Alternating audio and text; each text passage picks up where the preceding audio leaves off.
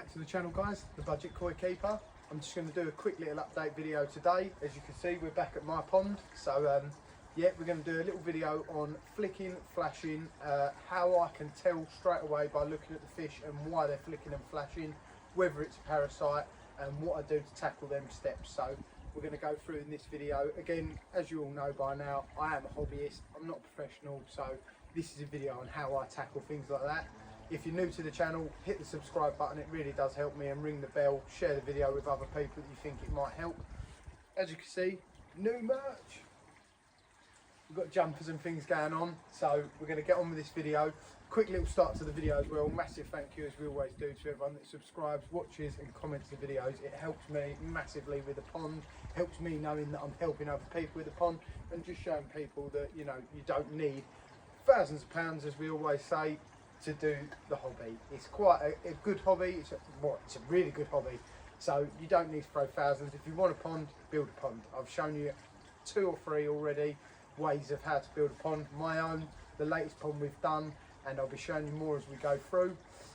Another quick one on the video. There's a few people that have started channels that are a very similar name to myself, and there is actually someone on TikTok impersonating me. So you can tell by the logos, by the merch now that we're wearing. Show it again, the Budget Koi Keeper. There is me, and I only post on this channel. I've got my main channel, which is this. I only post on this. This is my name, and on the TikTok, the name is exactly the same with the same logos and everything. So just so you all know. All right, we'll get on with the video. So, flicking and flashing. For starters, what does flicking and flashing actually mean? When I started the hobby many years ago now, and people used to say to me, "Oh, are your fish flicking and flashing?" I never understood what that meant. So, breaking it down into terms, a flick or a flash can be one of when the fish is swimming along and it goes down to the bottom or against the wall and it rubs itself on something and comes back up.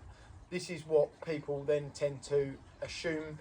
Either a fish is trying to clean its gills. Now, sometimes if a fish isn't used to the food you're feeding, or you've jumped to a new food, or just the food in them sometimes can get trapped in the gills, and a way of them releasing that food or moving it from the gill plate so it doesn't burn them anymore is by a flick or a flash on the floor like that. Another one can be, sometimes you'll be watching the fish and you watch their fins, especially on the pec fins, and they'll flick it like this. That's an irritation, a bit like us having an itch, you know, we have a quick scratch. They're flicking their fins, they're trying to get whatever's causing them to be, you know, a parasite or anything like that in their skin. Sometimes pH balance and things like that in the water can affect them, and it's a bit like them having an itch. Same as when they go down, hit the bottom and come back up, or they hit the side, or they hit the air stone, anything like that. It is more likely them having an itch and stuff like that. So you then need to look at, have I changed anything? Have I done a water change? You know, have you had a lot of rain? Is it changed the pH in the water and everything like that? So that's number one. Number two is when a fish will be near the top or mid-water and they flick and they get their head above the water.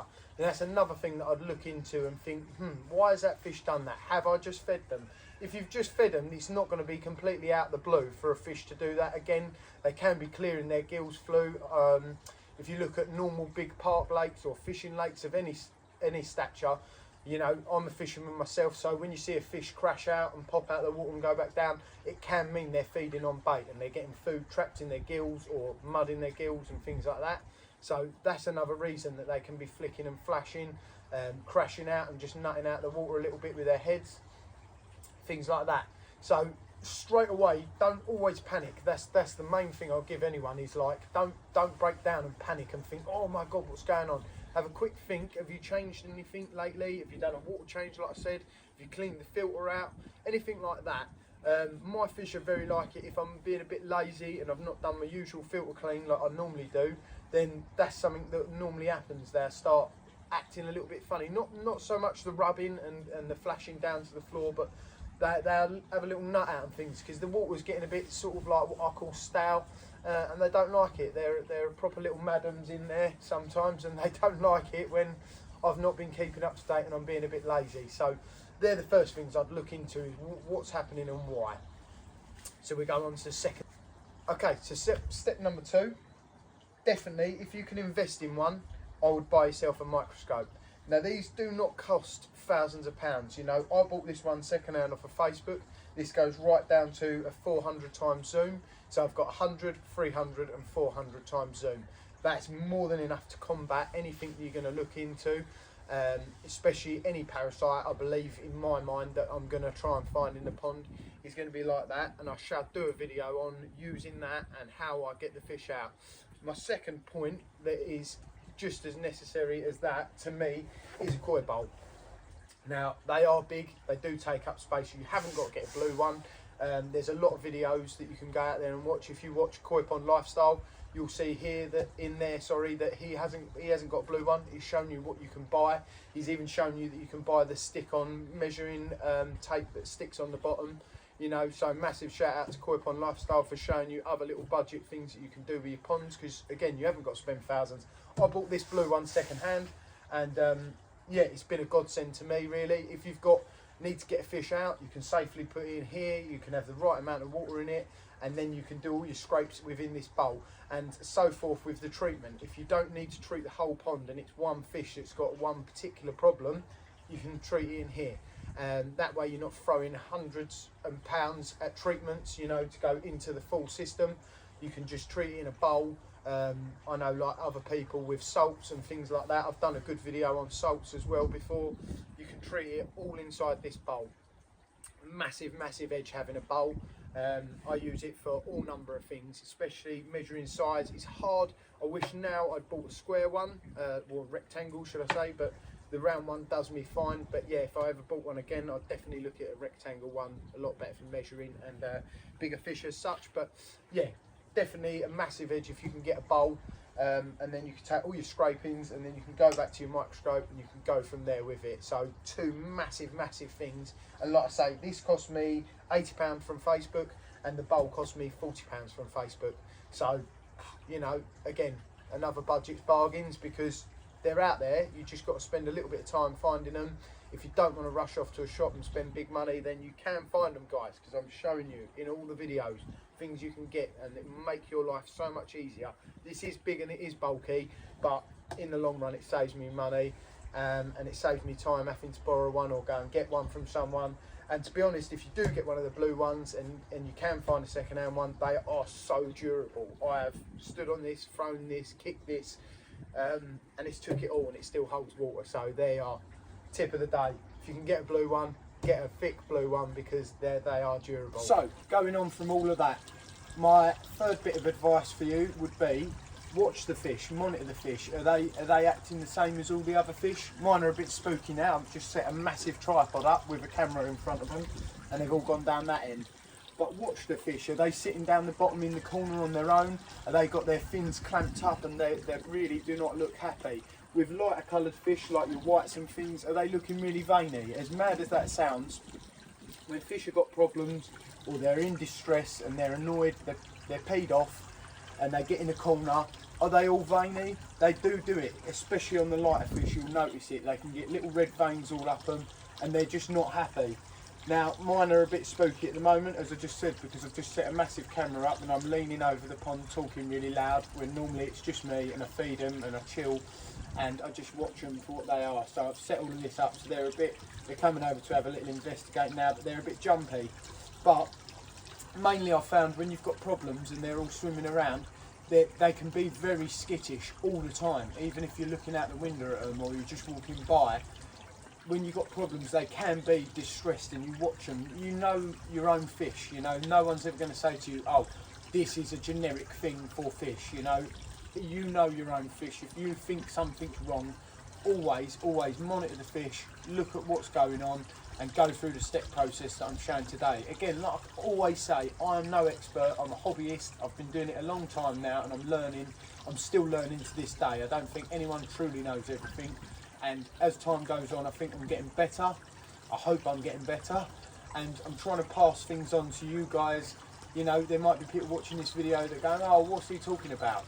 I totally understand that. I'm just showing you tips that I follow as to why fish are doing things and how you can help the fish. At the end of the day, we're all in the same hobby, and we should all, you know, group together and help each other with the knowledge that we've all got to talk about fish. As I say, they are a bit spooky at the minute, and they're in the corner. The air rings off because I've just fed them a bit of wheat germ. But yeah, as I say, monitor the fish, see if they're doing the same as what all the other fish are doing. As you can see there, he's a bit spooky at the minute, but they're all sort of following each other round as they come round and round and round. They have a look at what I'm doing. Why is he talking to no one? And there's a massive camera looking over us and such like that. So yeah, that's my third tip, is monitor the fish and see what's going on. My fourth tip is, when building a pond, or even if you've got an existing pond already and you know these problems are going to occur, and they might be having a flick, they might be having a flash, and there's things you look around the pond and think they could hit their head on that. Now mine's a bit hard because, as I say before in all the previous videos, the skimmer is in there, so for me it's not a great worry that they're going to smack their heads on that, because all the skimmer is at the back of that. However, around the posts I had a little bit protruding, tiny bit. I couldn't help that, that was just the way that it all worked out on the top. But along this lip here I've actually put some rubber, and I'll tell you exactly what that was. It was the 4mm air tube that you get for an air stone or an air pump. Any fish shop will sell that. And I literally just took a Stanley blade, being very careful, sliced it open, and then I used some of the pond, I can't remember the actual name of it, but it's a silicone, it's called the gold one. It comes in a tube, and I just stuck it on with that, and I just think if they come out and hit it, they're still going to hurt their head. Don't get me wrong, and it'll be one hell of a headache, but it's just not going to open the skin as much as what it would if it was just bare metal. So that's my fourth tip, is just have a look around the pond. If something's going to go wrong and they're going to nut out, crash out and jump out, is there any like obstructions they can hit their head on, anything like that, and go around the pond and have a good little look just to make sure, and sort of, you know, future-proof things. If it's not happened, don't let it happen, you know. So look into the pond and have a good look round it. And last but not least tip is my fifth tip, which is check your filters. If things are going wrong and you've not cleaned your filter for a while, and you've done scrapes and everything's come back good, or you know, you're still trying to work out what's going on, check your filter. If your filter is clogged up with crap to high heaven, maybe, you know, you should think about looking into that, because that can definitely be a main cause of things going up and down in the pond and things the fish don't like. So definitely go through the filter, check when was the last time I've done a clean. For me, as sad as it sounds, I write it all in a book, so I know when I've last cleaned it, when I've done it, because I've got a brain like a sieve. If you're a regular watcher as well, you'll notice I've got a new lid. Look at that. Made by Manakoi. So massive shout out again to Manakoi, my local koi dealers, because they've got me a lid, and I've not got a crappy old bit of wood with a bit of felt on it anymore. It is a proper lid for the proper filter. Thank you, Manakoi. So there we are, guys. That was just a small video into looking at parasites, flicking and flashing. And the main gist of the video is, as I keep saying in it, you know your fish better than anyone else. You watch them all the time, you feed them and you monitor the fish. You know when there's a problem. So look into the 5 things, sorry, that I've said in the video. Like I say, I'm a hobbyist, you know. I get a lot of good comments, but also you always get a couple of little negatives, you know. And I'm not claiming to know everything. Like I say, we are all in the same hobby together. So if we can all help each other, it'll make for a better hobby for everyone, you know. If you're really struggling, always drop me a message and I will do my best to try and help you. And I'll make little videos like this talking about little things that I do to combat what goes on in a pond, because it's not easy sometimes, you know. It's the best hobby in the world when it's going well, but when things go bad, sometimes it does feel like you've got no one to turn to or talk to. So they're my first tips that I would go through, everything that I've shown in the video and things like that. So yeah, keep an eye on the fish, guys, and don't always jump to big conclusions. It's not always something really bad that's going to, you know, ruin everything for you. Go through the stages, and it's a course of elimination at the end of the day. Massive thank you to everyone watching. If you can like, subscribe, ring the bell, share the video, and we'll do a competition for some merch at some point. We'll get it done. I'm having some stickers done, so we'll do a competition. I'm going to do a bit of food, do a jumper or a t-shirt, and a few of the stickers, and we'll get that set up. But massive thank you to everyone, guys. Like, subscribe, share the video to everyone you know, and make me a happy koi keeper.